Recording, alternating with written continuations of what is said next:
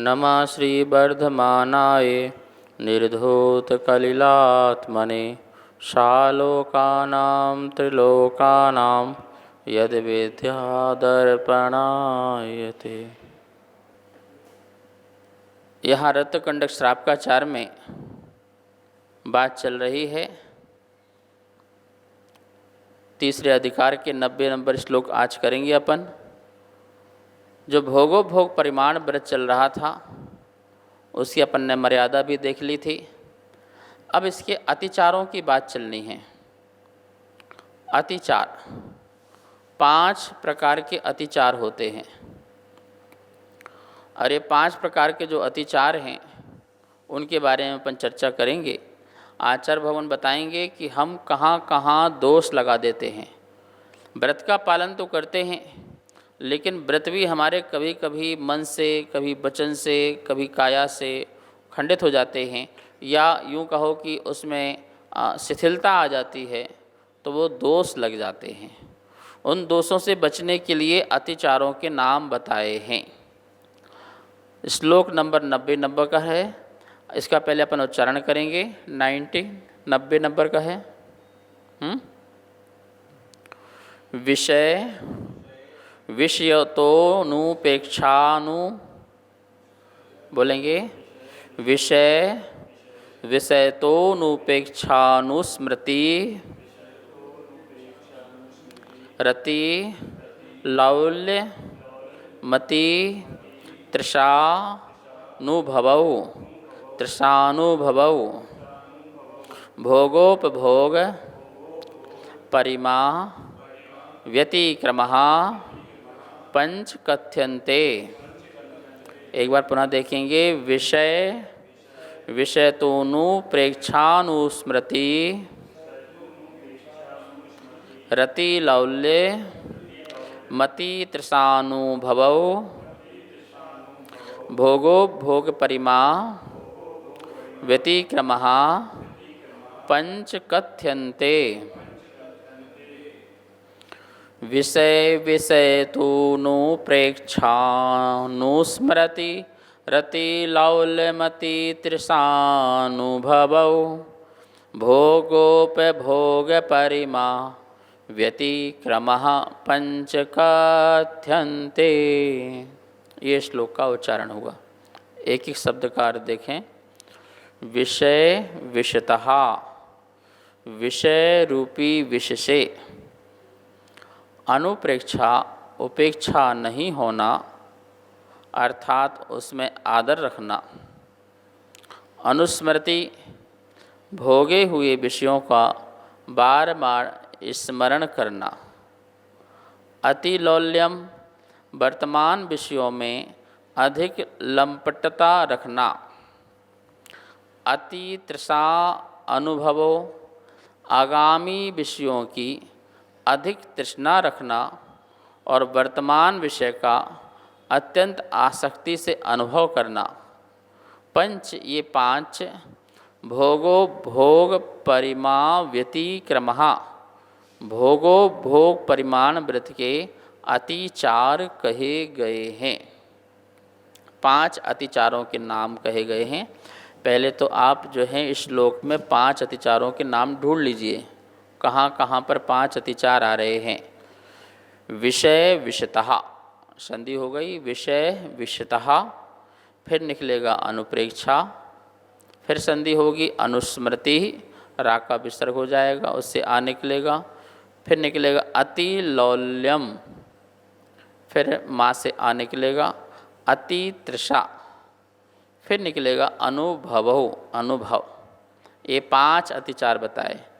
पहला अनुप्रेक्षा, दूसरा अनुस्मृति, तीसरा अति लौल्य, चौथा अति तृषा और 5वां नंबर का है अनुभव। 5 नाम आचार्य भवन ने आ से डालने का प्रयास किया है। सभी के नाम आ से। महाराज जी अनुप्रेक्षा जो है अतिचार कैसे हो जाएगा? हमने तो अनुप्रेक्षा पढ़ी थी जिससे कर्म की निजरा होती है। 12 प्रकार की अनुप्रेक्षा होती है। वहाँ अनुप्रेक्षा का अर्थ और यहाँ पर अनुप्रेक्षा का अर्थ दोनों का अलग अलग है। प्रसंग प्रसंग में लगाना है क्या क्या अर्थ। यहाँ इसको अतिचार में दिया है। यहाँ दिया है अनुपेक्षा इति अनुप्रेक्षा। उपेक्षा नहीं होना। किस पे उपेक्षा नहीं होना? विषयों की विष पर। विषय 5 इंद्रिय मन के जो विषय हैं वो सारे के सारे विषय को विष कहा। आँखों से जो जो भी हमें दिखता है वो हमारे लिए विष है, क्योंकि उन सब के देखते ही राग द्वेष के परिणाम होते हैं तो आश्रय होता है। तो जो आश्रय कराए वो सब विष है। ऐसी कर्ण इंद्रिय संबंधी, घ्राण इंद्रिय संबंधी जितने भी सब्जेक्ट हैं वो सारे के सारे क्या हैं? विष हैं, विष। और विष क्या करता है? व्यक्ति को जिंदा नहीं रखता है, मारने का काम करता है। आप विष पियो, विष को ग्रहण करो और अपने प्राण गंवा दो, आपकी आयु समाप्त हो जाएगी, आपका अकाल मरण हो जाएगा विष पीते ही। प्रति समय हम अपना अकाल मरण कर रहे हैं पंच इंद्रियों के विषयों को ग्रहण करके। महाराज जी हम तो कुछ ग्रहण करते ही नहीं हैं, हम तो बहुत शांत प्रिय व्यक्ति हैं। शांति में भी आप जो है विष ग्रहण कर सकते हैं। आप जो हैं कोई भी इंद्रिय का विषय के बारे में सोच रहे हो तो क्या कर रहे हैं? वो विष पीना ही है। अरे ये होना चाहिए था, ऐसा होगा तो ऐसा हो जाएगा, ऐसा करेंगे ऐसा खट्टा होगा, वैसा होगा, ये होगा वो। तो ये क्या पी रहे हैं? अब मन संबंधी विषय पी रहे हैं। मन में जो विचार ला रहे हैं भोग उपभोग के प्रति, वो आपका विष पीना ही है। और फिर चक्षु इंद्रिय को खोल करके, आंखें फाड़ फाड़ करके, आँखों को गड़ा गड़ा करके फिर विषयों को पीना। इसको देखना, अरे वाह ये बेकार, ये बहुत अच्छा। ऐसे आँखों से किसी चीज़ को देख करके अच्छा का परिणाम, किसी को देख करके बुरा का परिणाम लाना, ये भी विष पीना ही है। कर्ण इंद्रिय के माध्यम से गीत संगीत को सुनना और उसमें भी अच्छे बुरे के परिणाम लाना, ये भी विष पीना ही है। घ्राण इंद्रिय के माध्यम से दुर्गंध और सुगंध को सूंघना और उसमें अच्छे बुरे का परिणाम लाना, ये भी विष पीना ही है। स्पर्शन इंद्रिय के माध्यम से किसी चीज़ को टच करना, छूना, स्पर्श करना, हल्का चिकना भारी आदि जो होते हैं उनमें भी राग का और द्वेष का परिणाम रखना, ये भी विष पीना है। रसना इंद्रिय के माध्यम से जो कुछ भी आपने खाया उसमें भी राग का और द्वेष का परिणाम रखना, ये भी विष पीना है। तो प्रति समय 5 इंद्रियों मन से जो विष पिया जा रहा है, तो आचार्य मन कह रहे हैं ये विष जो है हमारे लिए घातक है। घात ही नहीं, बार बार प्रतिघात करने वाला है। हर समय प्रतिघात करने वाला। क्या प्रतिघात करने वाला है? मेरी आत्मा की विशुद्धि का, मेरी आत्मा की निर्मलता का, मेरे सिद्धत्व की अवस्था का, शुद्ध अवस्था का प्रति समय घात करने वाले हैं। जो मेरा उपयोग शुद्ध हो सकता था और शुद्ध हो रहा था, उन उपयोग को प्रति समय घात करने वाला ये 5 इंद्रिय के विषय हैं। ये नहीं कह रहे कि 5 इंद्रिय के विषयों को छोड़ना है। 5 इंद्रिय के विषय तो संसार में थे, हैं और रहेंगे, उन्हें तुम नहीं छोड़ सकते। उनके प्रति तुम राग और द्वेष भाव को तुम छोड़ सकते हो, जो तुम्हारे हाथ में है।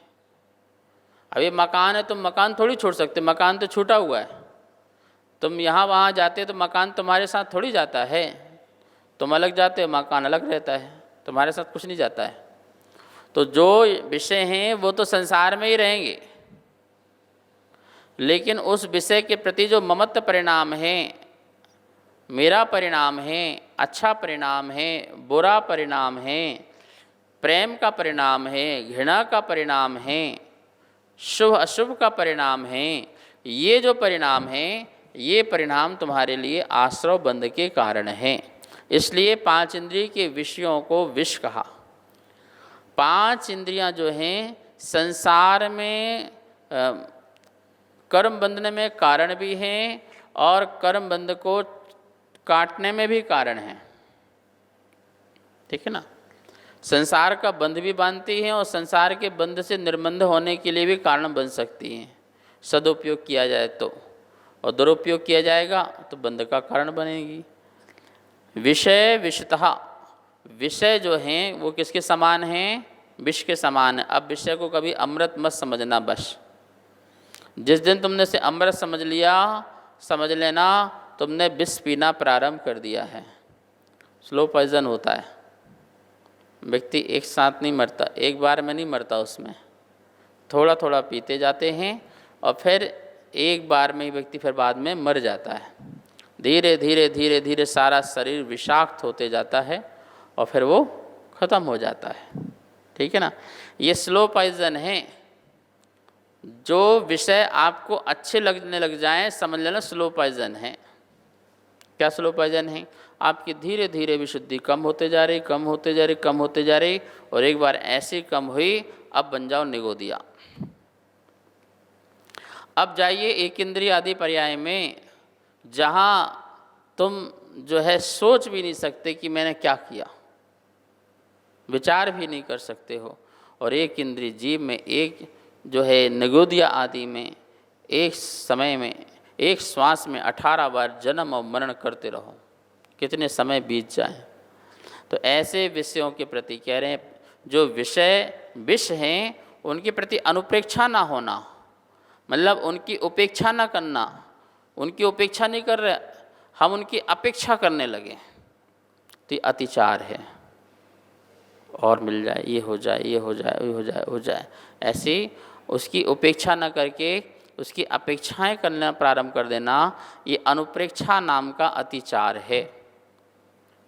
उपेक्षा क्या होती है? जैसे मेरे पास आज थाली लगी भोजन की, बढ़िया बढ़िया आइटम दिख रहा, नहीं अलग कर दो, ये अलग करो, ये अलग करो, नहीं इतने में काम हो जाएगा, आप अलग करिए, ठीक है, इससे काम लें। ये उपेक्षा है।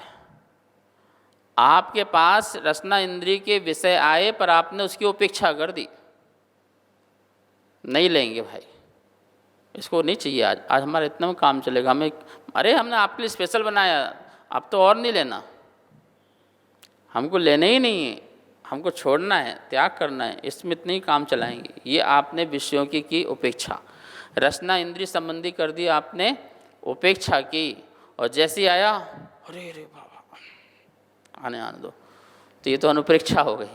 मतलब आपने उसके प्रति और अपेक्षाएं रखी, और आओ, और दो, और दो।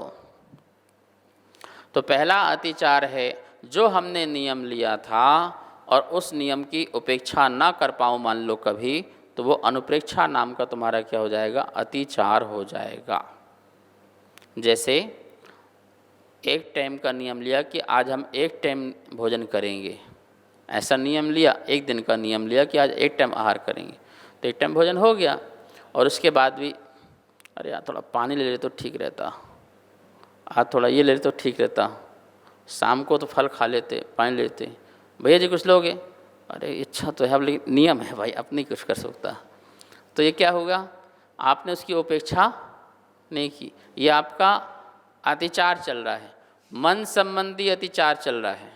मन में इस प्रकार से सोच रहे हैं और किसी से बोल ही रहे हैं तो वचन संबंधी आपका अतिचार चल रहा है।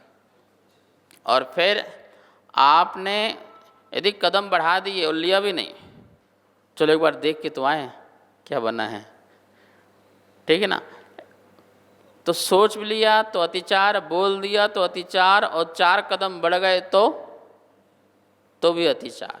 कौन सा अतिचार?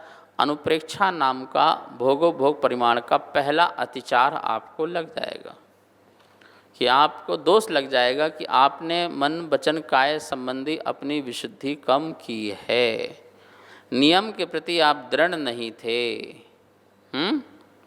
आलू प्याज छोड़ दिया 1 महीने के लिए, और जब जब चाट पकौड़ी की दुकान के सामने से निकलो, खुशबू बहुत सुंदर है यार, पता नहीं कब नियम दूर होंगे। और मन करा खाने का, बोल भी दिया अरे खाना तो है, थोड़े से कदम बढ़े नहीं अरे नियम लिया है। तो ये आपके अतिचार लग रहे हैं, मन संबंधी, वचन संबंधी, काया संबंधी क्या लग रहे हैं। यद्यपि आप खा नहीं रहे हो, आपने कंट्रोल किया, क्योंकि आपने खा लिया तो अतिचार नहीं लगेगा, फिर तो वो अनाचार ही हो गया, फिर तो वो व्रत भंग ही हो गया। उसके पहले जितनी भी आपकी उस व्रत के प्रति जो विशुद्धि कम हो रही है, वो सारे के सारे मन वचन काया संबंधी अतिचार कहलाएंगे, वो दोष कहलाएंगे। ठीक है ना। तो विषयों के प्रति उपेक्षा ना होना, उनकी चाह रखना, छोड़ने के बाद भी चाह रखना, छोड़ने के बाद भी उनके प्रति आसक्ति रखना, ये अनुप्रेक्षा नाम का पहला अतिचार है। किसका? भोगो भोग परिमाण का। मतलब कि अनुप्रेक्षा मतलब आप ये कह सकते हैं कि उसके प्रति आदर रखना। क्या रखना? जो त्याग कर दिया फिर भी त्याग करने के बाद भी जो त्यागी हुई वस्तु के प्रति आदर रखना। अरे यार कुछ भी कहो, था तो बढ़िया, है तो बढ़िया, और इसके प्रति क्या है? आदर। छोड़ दिया, अरे कुछ नहीं, अब मैंने अच्छा बुरा कुछ नहीं, लेकिन उस प्रति आदर रखना। 2 टाइम भोजन ठीक था यार, अपन ने गलत किया, 1 टाइम लेकर के बहुत गलती की, तो क्या हुआ? कर 1 ही टाइम रहे हैं, लेकिन फिर भी उसमें 10 लक्षण पर्व में श्रृंगार छोड़ दिया, श्रृंगार नहीं पहनेंगे, छोड़ तो दिया, लेकिन यार अपन भी पहन के आते कितना अच्छा लगता, सब पहन के आए हुए हैं, बताओ हम तो सूखे सूखे से लग रहे हैं, ठीक है ना, अच्छे नहीं लग रहे हैं, छोड़ दिया, नहीं पहन रहे, लेकिन फिर भी उस श्रृंगार के प्रति क्या बना हुआ है? आदर बना हुआ, उसकी उपेक्षा पूरी अभी नहीं हुई है। कहीं ना कहीं पहनने का भाव आ रहा है, या किसी से बोल भी रहे हैं, अरे मैं ही मूर्ख था, पता नहीं कहाँ फंस गया, बढ़िया पहन के आते अच्छा रहता, ठीक है ना। एक बार मन भी किया कि चलो देख लेते हैं श्रृंगार को, अलमारी खोल कर कौन कौन से सामान हैं, पर नियम आया कि नहीं, पहनना तो नहीं है यार, तो बस पहने भी नहीं। तो ये मन वचन काया संबंधी जो है, उस श्रृंगार संबंधी ऐसे कितनी चीज़ें हैं, जितने भी 5 इंद्रिय मन संबंधी विषय सब में लगा लेना भैया, उन सब के प्रति छोड़ने के बाद भी आदर का भाव रखना, वो एक अनुप्रेक्षा नाम का अतिचार कहलाएगा। ठीक है, जो नहीं लगना चाहिए। फिर दूसरा दिया अनुस्मृति। अनुस्मृति में क्या है? भोगे हुए विषय को बार बार स्मरण करना, बार बार स्मरण करने का नाम अनुस्मृति है। आपने छोड़ दिया, लेकिन फिर भी क्या कर रहे हैं? स्मरण कर रहे हैं, तो वो अनुस्मृति नाम का अतिचार होगा। 2 अतिचारों की चर्चा हो चुकी है, शेष की अपन जो कल करेंगे, समय हो चुका है। आइए माँ जनवाणी की स्तुति करते हैं।